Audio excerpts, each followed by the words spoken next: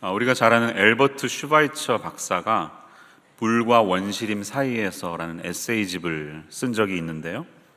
그 책을 보면 그를 오지 아프리카로 이끌었던 결정적인 계기는 바로 이 오늘 우리가 읽은 이 스토리를 읽고 나서였다라고 고백하는 내용이 나옵니다.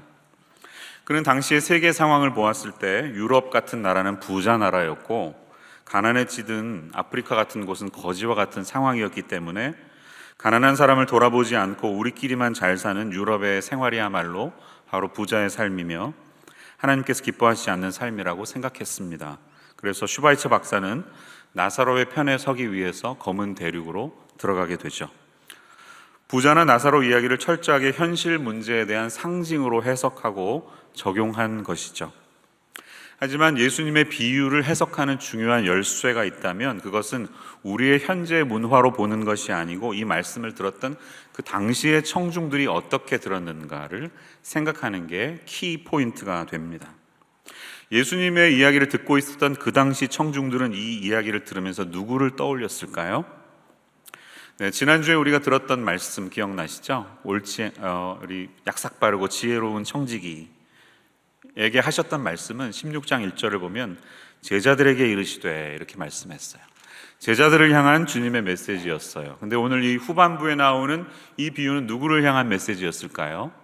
문맥에 따르면 14절에 등장하는 바리새인들을 향한 것이었습니다. 14절에서 바리새인들은 돈을 좋아하는 자들이라 이 모든 것을 듣고 비웃거늘, 그들의 그런 헛된 반응을 보시면서 바로 직언하시기보다 약간 틀어서 비틀어서 이제 돌려까기 하신 거죠. 바리새인들 들으라고 하신 이야기입니다. 주님의 이 메시지의 핵심은 무엇이었을까요? 자, 제가 지난주에 좀 말씀드린 것처럼 16장은 하나의 주제로 이어져 있습니다. 이 옳지 않은 청지기의 비유, 바리새인들을 향한 경고, 그리고 오늘 이 부자와 거지 나사로의 스토리는 다 재물의 사용에 관한 것이에요. 재물을 네 마음대로 네가 주인인 것처럼 헛되게 쓰지 말라는 거예요. 바리새인들은 돈을 좋아하는 사람이었기 때문에 이 이야기를 하신 거고, 부자도 주변을 돌아보지 않으면서 자기를 만족하게 하는 일에 모든 재물을 다 쓰고 있습니다. 물질의 사용과 하나님 나라의 관계가 어떤가에 대해서 우리에게 말씀하시는 것입니다. 근데 성경은요, 재물의 많고 적음에 상관없이 부 자체를 정죄하지는 않습니다. 성경이 비판하는 것은 우리의 모든 재물이 하나님의 소유임을 알지 못하고 살아가는 것에 대해서 비판하는 것이에요. 우리는 단지 하나님의 재물을 관리하고 있는 청지기일 뿐인데 그 사실을 망각하고 살아가는 사람들을 비판하십니다. 오늘 이 비유는 부유함이 사람을 부패하게 만들고 주변을 보지 못하는 눈을 멀게 만드는 그 삶을 보여주면서 사회적인 책임을 지지 않고 있는 부유함을 비판하고 있습니다. 자, 이 특별한 오늘의 비유가 우리에게 오늘 주시는 메시지가 무엇일지 함께 생각하는 시간을 갖도록 하겠는데요. 먼저 이야기의 구조를 좀 보겠습니다. 여러분 설교 요약을 보시면 제가 두 가지 표를 만들어 봤는데요. 이 스토리는 크게 23절까지의 부자와 거지 나사로의 삶을 묘사하는 디스크립션, 이 묘사의 내용이 기록되어 있고 24절에서 31절은 이제 지옥 음부에 내려간 부자가 아브라함과 대화를 하는 세 부분의 세 가지 대화의 내용이 기록되어 있어요.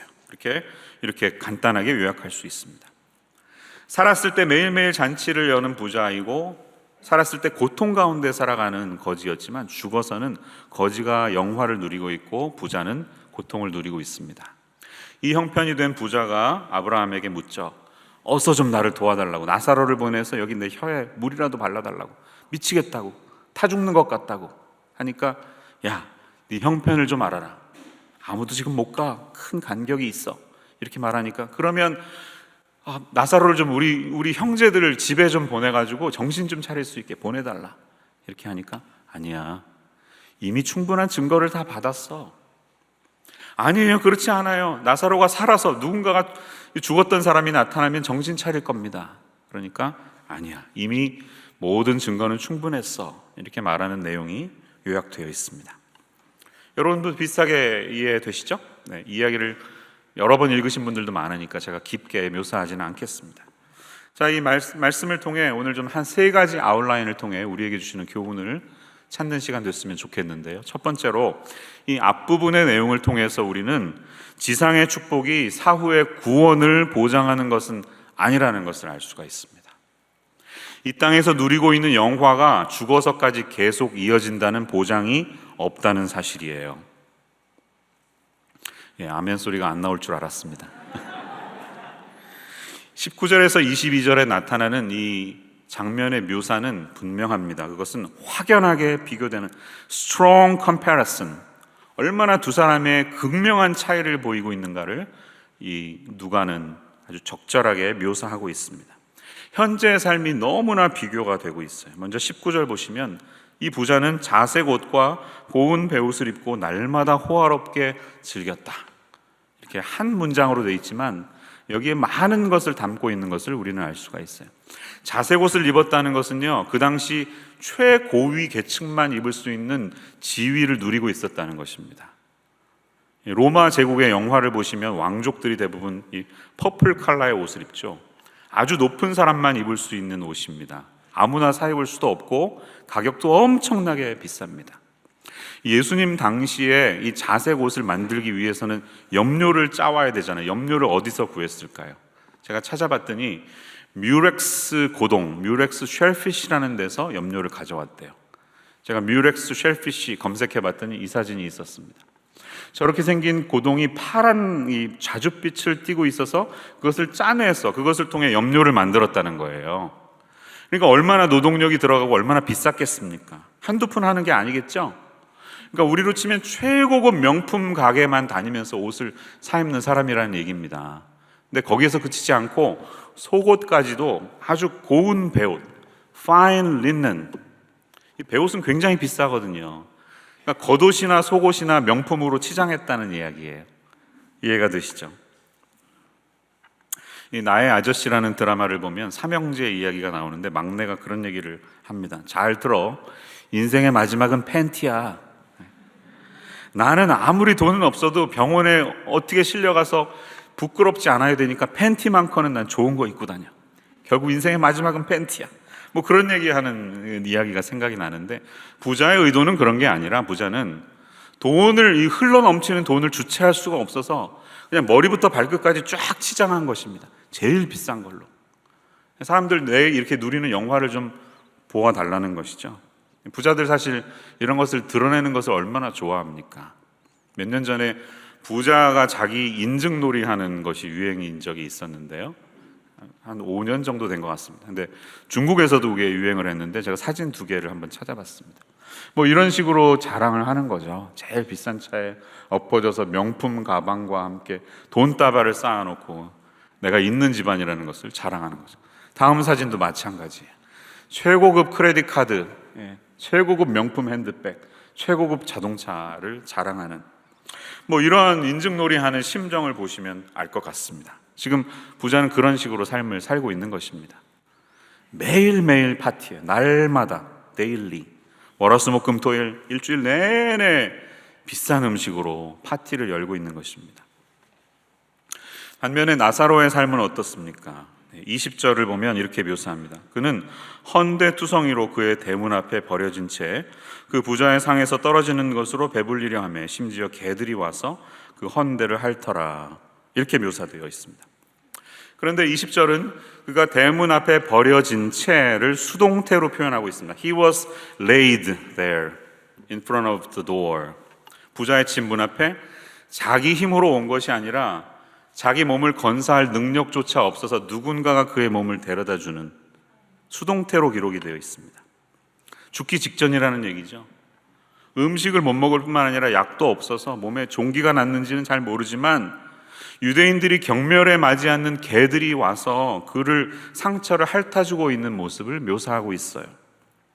그런데요, 사실 과학적으로 보면 혀로 핥으면 놀랍게도 이 침의 성분에 있는 항생 물질이 치료를 촉진한다고 합니다. 내생 펩티드 항생 물질이라는 게 있는데 개의 침에도 그 항생 물질이 있기 때문에 고대인들은 개가 상처를 핥으면 상처 부위가 더 빨리 낫는다는 것을 발견했다고 합니다. 자, 우리에게 보여주는 그림이 무엇입니까? 부자는 지금 나사로를 위해서 손가락 하나 움직이지 않고 있습니다. 매일매일 거기 누워있는 거지에게 뭐라도 할 수 있는데 아무 일도 하지 않는 부자를 보여주는 반면에, 낯선이라면 공격하는 것이 본능인 이 사나운 경비견들은 나사로가 자신들의 친구임을 알아보고 그들이 할 수 있는 최선을 다해 나사로를 도와주고 있는 모습을 그림으로 보여주고 있습니다. 부자는 많은 종들이 시중을 들면서 그의 모든 필요를 채워주었겠지만 나사로에게는 아무런 종도 없고 오직 개들만 그의 곁에 있습니다. 아주 극단적인 명암을 나타내는 묘사라고 할 수가 있겠죠.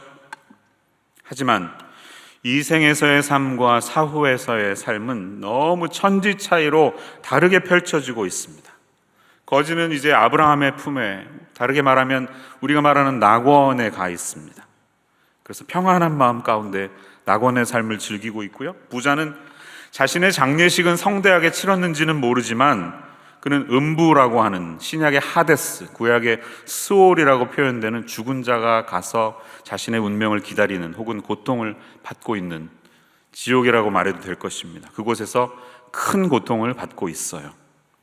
부자와 나사로의 운명이 완전히 반전돼서 뒤바뀌어 버린 것입니다. 이 땅에 누리는 부유함이 곧 하나님께 받는 축복은 아니라는 사실을 우리에게 시사하고 있습니다. 이 세상에서 지위나 신분이 높으면 죽은 후에도 당연히 그것이 지속될 것처럼 우리는 생각하지만 사실은 그렇지 않다는 것이에요. 그렇지 않을 가능성이 더 높다는 것입니다. 그런데 우리가 이 이야기를 해석하는데 좀 조심해야 하는 부분이 있습니다. 그것은 뭐냐면, 가난한 사람은 무조건 천국에 가고 부자는 무조건 지옥에 간다, 이건 아니라는 거예요. 이런 시각은 극단적인 생각이고 균형 잡히지 못한 시각입니다. 성경의 메시지는 동양적인 사고방식에 익숙한 이 권선징악의 메시지나 아니면 해방신학과도 같이 무조건 경제적으로 혜택을 누리지 못한 사람들은 하나님의 은총을 받아서 좋은 곳에 간다는 그런 메시지에 동의하지 않습니다. 경제적인 풍요로움이나 빈곤에 관계없이 인간은 다 동일하게 하나님 앞에서 죄인이고요. 때문에 어느 누구도 하나님의 긍휼과 전적인 은혜가 없이는 천국에 들어갈 자격이 없습니다. 우리 모두 다 죄인이고 천국에 들어갈 수 있는 유일한 조건은 하나님의 은혜를 받아야만 갈 수 있는 것입니다. 한번 생각해 보십시오. 여기에 나오는 부자의 이름은 전혀 언급이 되어 있지 않은데 나사로는 꼭 나사로라고 예수님이 이름을 붙이신 이유가 어디에 있을까요? 사실 생각해 보면 예수님의 수많은 비유 중에서 이름이 등장하는 사람은 나사로 한 명뿐입니다. 나머지는 이름이 전혀 등장하지 않습니다. 그러니까 예수님은 의도를 가지고 그에게 이름을 붙이신 거예요. 이 나사로는 당연히 우리가 알고 있는 마르다와 마리아의 오빠가 아닙니다. 가공의 인물이에요. 비유에 그냥 만들어진 인물이에요. 근데 굳이 그 사람을 나사로라고 이름하신 이유는 무엇일까요? 그것은 이름의 미닝 때문이에요. 나사로의 뜻은 God the Helper라는 뜻이에요. 도움이 되시는 하나님이라는 뜻이에요. 구약의 엘르아살 혹은 엘리에셀이라는 이름과 같은 뜻입니다. 헬라어로 표현하면 그것을 라자로스라고 말하는 것이에요. 여러분, 나사로는 가난했고 부자는 부유했기 때문에 그들의 운명이 갈린 것이 아닙니다. 나사로는 도움이 되시는 하나님의 은혜 때문에 아브라함의 품에 갈 수 있었던 것이에요. 하지만 부자의 운명은 그가 신으로 모시고 있는 이 재물의 노예, 만몬의 노예가 돼서 한치도 그 쾌락의 늪에서 전혀 벗어나지 못하는 삶을 살았기 때문에 당연히 그는 음부로 내려갔던 것입니다. 이 비유는 좁게는 14절에서 18절까지 나오는 바리새인들을 향한 메시지이지만 조금 더 깊게 들어가면 옳지 않은 청지기의 비유나 탕자의 비유까지 한꺼번에 포함해서 하시는 의도가 있습니다. 이 주 목적은 지옥과 천국의 실제를 묘사하는 것이 목적이 아니라, 우리의 생각은 그렇지만 차원을 깊게 들어가 보면 주님이 하시고자 하는 메시지는 더 깊습니다. 이 비유에 나타나는 부자는 물론 당연히 우리가 알듯이 종교적인 권위를 가지고 사람들에게 높임을 받기를 좋아하는 바리새인들을 상징하는 것인데요. 여러분, 바리새인만큼 성경의 전문적인 식견을 가진 사람이라는 이야기를 들은 사람이 또 없었죠. 당대의 최고의 성경학자들입니다.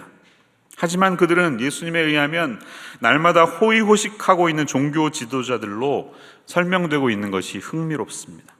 여러분, 사실 바리새인이 되려면 어느 정도의 재력이 있어야 가능하다고 합니다. 왜냐하면 매일매일 노동하려면 나도 모르는 사이에 안식일을 어길 수가 있거든요. 안식일도 일해야 먹고 사니까. 근데 그렇게 되면 율법을 어기는 셈이 되기 때문에 바리새인이 되려면 적어도 안식일에는 일하지 않아도 되는 정도의 재력을 가진 사람들만 바리새인이 될 수 있었다고 하는 것이에요. 이 이야기의 주인공은 놀랍게도 나사로가 아니라 부자입니다.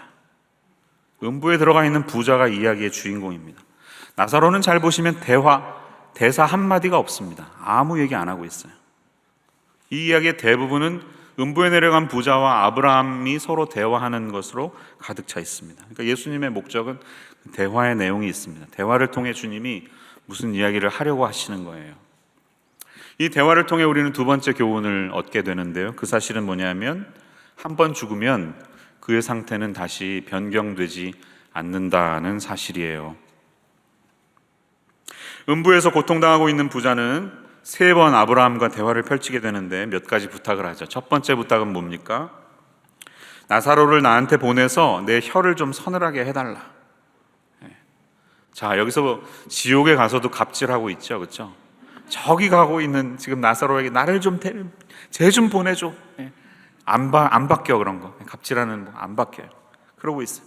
근데 보기 좋게 거절당하죠. 아브라함이 뭐라고 그럽니까? 야, 너는 살았을 때 좋은 것을 받았고 나사로는 고난을 받았으니까 그냥 받아. 그 사실 그대로 받아. 이것을 기억해. 그 사람은 거기서 위로를 받고 너는 고난을 받고 있는데 그뿐만이 아니라 이 둘 사이에 큰 구렁텅이가 있어서 가고 싶어도 못 가고 오고 싶어도 못 온다. 이렇게 26절에서 말씀하고 있어요. 자, 26절은 우리가 사후세계의 존재와 사실에 대해서 알 수 있는 중요한 포인트입니다. 두 세계를 오고 갈 수 없는 큰 간극이 존재하고 있다는 사실이에요. 물론 이 장면을 너무 문자적으로 풀어가시려고 하면 이제 어려움에 빠지게 되죠. 지옥과 천국이 서로 마주보고 있다든지, 그래서 대화하면 다 들릴 정도라든지, 천국에서 지옥에서 벌어지는 일들을 다 지켜보고 있다고 생각하면 굉장한 혼란이 옵니다. 문자적으로 풀어가면 안 되겠죠. 하지만 분명한 것은 한 번 죽으면 더 이상 그의 상태는 더 이상 바뀌지 않는다는 사실이에요. 천주교에서는 연옥에 대한 교리가 있어서 이에 대해 다른 의견을 제시할 수 있지만 성경은 적어도 죽은 후에 인간의 상태는 전혀 변화되지 못한다는 사실을 증거하고 있습니다. 그러니까 연옥의 교리는 성경적인 주장은 아닙니다. 죽은 사람들이 누군가의 기도를 통해서 운명이 바뀌고 연옥에 계신 분들이 기도를 통해 천국에 갈 수 있다는 교리는 사실 외경의 한 구절에 등장하는 것을 뒷받침했기 때문에 만들어졌습니다. 구약 성경의 로만 카톨릭의 구약 성경은 39권이 아니라 46권이거든요. 7권이 더 있어요. 그 7권을 우리는 외경이라고 부르는데 그 외경 중에 마카베오 상하권이 있습니다. 마카베오 하 12장 40절에서 45절을 보면 유다의 영웅인 마카비가 전쟁하다가 전사한 유다 병사들의 속죄를 위해서 모금을 행하는데 은 2,000 드라크마가 거쳤습니다. 그것을 거두어서 예루살렘의 제사장에게 보냈고, 그가 그렇게 한 이유는 전사한 사람들을 속죄하는 행위였다고 가르치고 있습니다. 하나만 인용해 드릴게요. 올려주시면 이렇게 45절 보면 나오고 있어요. 그가 죽은 자들을 위해서 속죄의 제물을 바친 것은 그 죽은 자들이 죄에서 벗어날 수 있게 하려는 것이었다. 자, 여기에 근거해서 카톨릭에서는 죽은 자들을 위한 속죄 제물이 효력이 있다고 가르칩니다. 그리고 죽은 자들이 임시로 머물고 있는 장소로서의 연옥이라는 장소를 제한한 것이죠. 이것은 만들어진 교리입니다. 연옥은 사람이 고회를 통해서 죄는 용서받았지만 벌을 다 받지 못한 영혼들이 들어가는 장소라고 가정했습니다. 이러한 교리는 점점점 발전하면서 리옹 공의회, 플로렌스 공의회, 그리고 1563년에 트렌트 공의회를 통해서 정식으로 공식 교리로 인정을 받았습니다. 외경은 하나님의 영감이 있는 책이 아닙니다. 그것이 우리 개신교가 믿는 것이에요. 신구약 성경 66권을 통틀어 보아도 어디에도 죽은 자를 위해서 기도했다거나 죽은 자들을 위해 속죄 제물을 바쳐야 한다는 말씀은 결코 나오지 않습니다. 여러분들이 이 사실을 분명히 기억하셔야 됩니다. 요한 칼빈의 역작이라고 하는 기독교 강요라고 두꺼운 책이 있죠. 그 책을 보면 제3권 일부 5장에 보면 죽은 자들을 위한 기도의 간섭이 성경적이지 않다는 것을 주장하는 내용이 나옵니다. 좀 인용해 보겠습니다. 그들은 이것이 교회가 지켜온 극히 오랜 관습이라고 한다. 나의 반대자들이 죽은 자를 위하여 기도하는 것은 과거 1300년 동안 있은 관습이라고 항변하지만 나는 그들에게 하나님의 어떤 말씀에 의하여, 어떤 전례에 의하여 그렇게 했느냐고 반문한다. 죽은 자들을 위해서 기도한 고대 저술가들도 이 점에 대해서는 하나님의 명령이나 합법적인 전례가 없다는 것을 알았다. 그러면 그들은 왜 그런 일을 감행했는가? 그들은 인간 본성의 약점에 굴복한 것이라고 나는 말한다. 그렇기 때문에 그들이 한 일은 모방할 것이 아니라고 주장하는 바이다 라고 말하고 있습니다. 우리 장로교에서 채택하고 있는 웨스트민스터 신앙 고백에도 대요리 문답에 보면 183번째 문답은 우리가 누구를 위해서 기도할 것인가 이렇게 묻는 질문이 있는데요, 거기에 대해서 이렇게 기도해야 한다고 하면서 기도의 대상으로 언급되지 않는 두 부류를 가리킵니다. 그 사람들은 이미 죽은 자나 사망에 이르는 죄를 가리키는 사람들에 대해서는 기도하지 않는다라고 가르칩니다. 여러분, 개신교의 장례식에 가보시면 어느 한 번도 돌아가신 분을 위해서 기도하지 않죠. 남아있는 유족을 위해서 기도하고 살아남은 사람들에게 은총을 주시도록 기도하지 죽은 자를 위해서 기도하지 않는 것을 잘 아실 것입니다. 성경이 말하고 있는 근거 중에 하나를 대라고 한다면 사무엘하 12장의 스토리를 예로 들 수가 있을 것 같아요. 다윗이 밧세바와 함께 불륜을 저질러서 태어난 아이가 있었죠. 근데 이 아이가 앓다가 7일 만에 죽게 됩니다. 기억나실 거예요. 근데 살아있을 때는 막 살려달라고 다윗이 간청을 했는데 죽었다는 이야기를 들으니까 그냥 일어나서 몸을 추스리고 음식을 먹습니다. 한번 본문 올려주시죠. 그러니까 이제 묻죠. 주변 사람들이 어떻게 된 겁니까? 이렇게 말하니까 다윗이 말하죠. 아이가 살았을 때 내가 금식하고 운 것은 혹시 여호와께서 나를 불쌍히 여기사 아이를 살려주실는지 누가 할까 생각함이거니와 지금은 죽었으니 내가 어찌 금식하랴. 이제는 금식할 이유가 없다는 것이죠. 내가 다시 돌아오게 할 수 있느냐? 그리고 말해요. 나는 그에게로 가려니와 그는 내게로 돌아오지 아니하리라. 이렇게 말합니다. 그러니까 이미 간 사람을 우리가 이 세상에서 무엇을 할 이유는 없다는 것이에요. 근데 한 가지 여기서 우리는 또 위로의 말씀을 얻을 수가 있습니다. 나는 그에게로 가려니와 그는 내게로 오지 아니라. 이 말씀을 통해 무엇을 알 수 있나요? 다윗은 자기가 죽으면 갈 하나님의 품 천국에 이미 이 아이가 가 있다는 사실에 대해서 확신하고 있습니다. 여러분, 어린아이들이 죽으면 어떻게 될지 고민해 보신 분 계시죠? 그것에 대한 근거 말씀을 든다면 그들은 하나님의 은혜 가운데 하나님의 품에 있다, 이렇게 우리가 생각할 수 있다는 것이에요. 아주 오래전에 제가 전도사 시절에 젊은 부부였는데 태어난 아이가 이렇게 엎어져서 자다가 너무나 불행하게도 2달 만에 죽은 집이 있었습니다. 너무 슬퍼하셨죠. 무슨 위로의 말씀을 드리는지 고민하다가 이 말씀이 떠올라서 위로를 나누어 드렸더니 굉장히 위로를 받으신 분이 계셨어요. 그런 거예요. 우리는 다 알 수 없지만 우리가 사랑한 그 젊은 아기들은 하나님께서 기억해 주신다는 그 다윗의 확신이 이 메시지를 통해 떠오릅니다. 오늘 말씀을 통해 우리가 붙들어야 할 세 번째 교훈은 무엇일까요? 그것은 표적 신앙이 아니라 말씀 신앙이 있어야 한다는 사실이에요. 표적을 바라보는 삶이 아니라 말씀에 근거한 믿음이어야 한다는 사실이에요. 부자는 이제 아브라함에게 두 번째 부탁을 합니다. 27절, 28절. 그러면 저기 나사로를 다시 한번 아버지 집에 보내셔서 내 5형제가 있는데 거기 가서 제발 이 고통받는 곳에 오지 않도록 좀 나사로를 보내주세요. 또 갑질하고 있네요. 이렇게 부탁하고 있습니다. 자, 생각해 보니까 이제 음부에서 좀 정신을 차린 거죠. 고통을 받다 보니까 이제 정신이 번쩍 나서 내 형제들도 이 고통 있는 곳에 오면 안 되는데 부자는 깨달은 것입니다. 근데 여기서 우리는 어떤 사실을 알 수가 있습니까? 아브라함의 답변을 주목해서 보십시오. 뭐라고 말합니까? 29절. 그들에게 모세와 선지자들이 있으니 그들에게 들을지니라. 이렇게 말합니다. 모세와 선지자는 다시 말하면 구약 성경을 가리킵니다. 구약 성경. 구약이 히브리어에서는 타나크라고 부르거든요. 타나크. 이것은 토라, 느빔, 케투빔이라고 하는 세 카테고리의 머리 글자를 따서 말하는 거예요. 타나크. 토라는 모세오경이에요. 율법 5권. 느빔은 선지서를 말하는 모든 선지자들의 말씀. 케투빔은 나머지 writings, 성문서들을 말합니다. 이 이외의 책들. 이렇게 카테고리를 나눴는데 모세와 선지자들을 그러면 구약 성경을 가리키는 것이에요.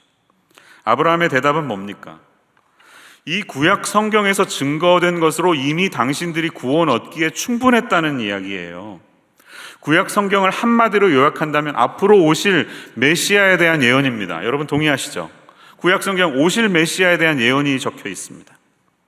그러니까 구약의 성도들도 비록 경험하지는 못했지만 말씀을 통해 증거된 메시아를 바라보면서 믿음으로 나아간 것이에요. 구약의 사람들은 율법을 지켜서 구원받은 게 아니고요, 구약의 성도들도 은혜로 구원받았습니다. 하나님의 은혜로. 그런데 우리는 이미 오신 메시아를 믿고 구원받았다면 구약의 성도들은 오실 메시아를 바라보면서 구원받은 것이에요. 그렇지만 이 비유에서 부자로 상징되고 있는 바리새인들은 누구보다도 구약에 예언된 이 메시아를 알았겠죠. 어느 누구보다도 구약을 달달달 외우고 있는 사람들인데 왜 몰랐겠습니까? 근데 결과적으로 그들은 모세와 선지자의 말을 듣지 않은 것입니다. 그들은 날마다 율법을 비롯한 구약을 읽고 묵상하면서도 메시아는 거부하는 대신에 사실은 자신들의 율법적인 행위를 자랑하고 자신의 직분을 이용해서 세상의 영광과 명예와 부귀를 얻고 누리며 사는 일에 만족하는 사람들이었다는 것이 예수님의 비판입니다. 그들의 노력은 합당한 대우를 받아서 세상에서는 다 좋은 것을 누리며 살 수 있었지만 이런 삶은 결국 초림주로 오셨던 메시아이신 예수님을 거부하도록, 예수님을 믿지 못하도록 방해했고, 당연히 그렇기 때문에 그들의 사후에는 음부의 고통을 당할 수밖에 없었던 것이에요. 부자가 이 말을 알아듣지 못하고 다시 묻습니다. 30절 보시면 그렇지 않습니다. No, that's not true. 아브라함, 만약에 죽은 자 가운데 그들에게 가는 사람이 있으면 분명히 회개할 거예요. 꼭 보내주세요. 이렇게 부자는 말하고 있습니다. 여러분, 유대인들은 이 초자연적인 이적을 굉장히 좋아했다는 사실을 아시죠? 그래서 바울도 보면 고린도전서 1장에서 이렇게 얘기한 적이 있습니다. 유대인들은 표적을 구하고 헬라인들은 지혜를 찾으나 우리는 십자가에 못 박힌 그리스도를 전하니 라고 말했습니다. 유대인들은 표적을 보는 것을, 그것을 따르는 사람들이었습니다. 사인을 보는 것을 참 좋아했던 사람들입니다.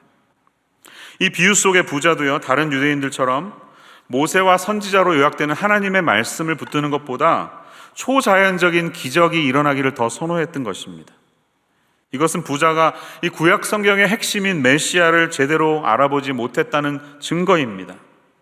메시아 신앙이 없는 사람들은 신앙의 모든 것이 이 초자연적인 기적이 내 주변에 일어나는 것을 선호하고 그것을 추구하면서 거기에 의존하는 신앙을 살아가는데 그것은 잘못이라는 거예요. 우리를 온전케 하는 신앙은 말씀에 의거한 신앙입니다. 말씀 신앙 이외에 표적을 구하는 신앙은 무용지물이에요. 구원에 쓸데없는 것이 되는 것입니다. 그의 이 잘못된 신앙을 아는 아브라함이 다시 대답하죠. 그게 31절이에요. 모세와 선지자들에게 듣지 아니하면 비록 죽은 자 가운데서 다시 살아나는 자가 있을지라도 권함을 받지 아니하리라. 야, 구약 성경을 믿지 않으면 설령 누가 다시 죽었다 살아나서 그들에게 찾아간다 할지라도 안 믿을 거야. 이렇게 말해주는 거죠. 이게 무슨 의미일까요?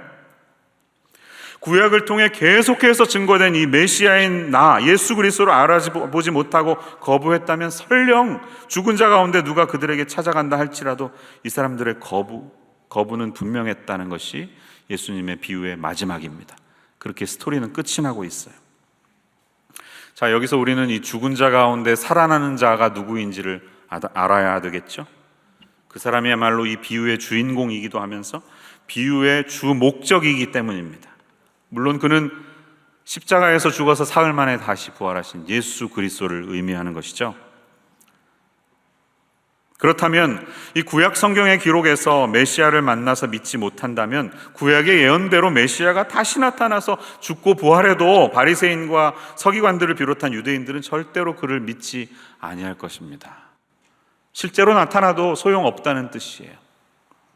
제임스 데니라고 하는 성경학자가 이렇게 말한 적이 있습니다. 만약 그들이 손에는 성경을 들고 문 앞에는 나사로를 두고서도 비인간적일 수 있다면 하늘의 찬연한 계시나 지옥의 고통도 그들을 다른 사람으로는 절대 변화시키지 못할 것이다.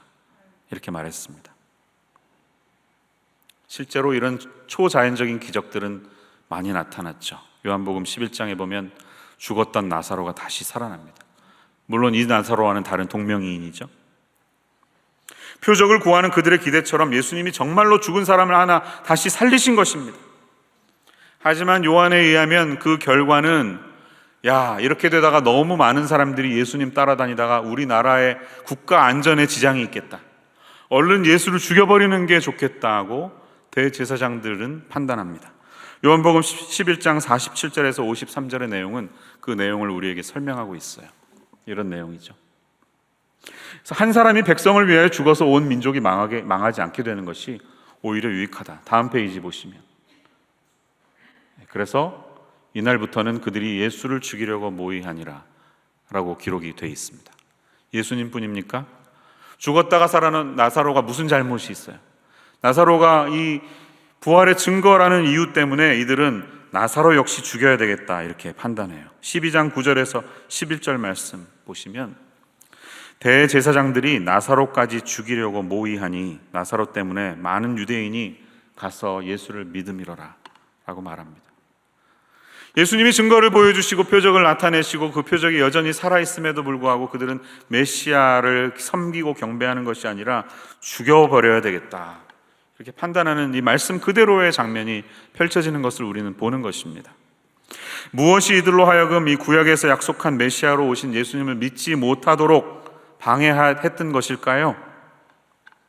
요한복음에서 예수님은 이 바리새인들의 마음과 관련해서 정확히 마음을 꿰뚫어 보시고 말씀하신 적이 있습니다. 그것이 요한복음 5장 44절이에요.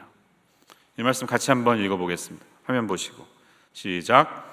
너희가 서로 영광을 취하고 유일하신 하나님께로부터 오는 영광은 구하지 아니하나 어찌 나를 믿을 수 있냐. 마음의 동기가 잘못된 것이에요.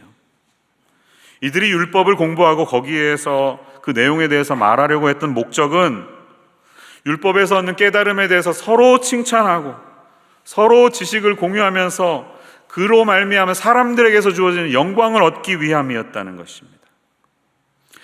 하나님의 영광이 아니라 사람에게 주어지는 영광을 추구하는 자세가 이들로 하여금 메시아를 믿지 못하는 걸림돌이 되었음을 본문은 우리에게 알려주고 있습니다.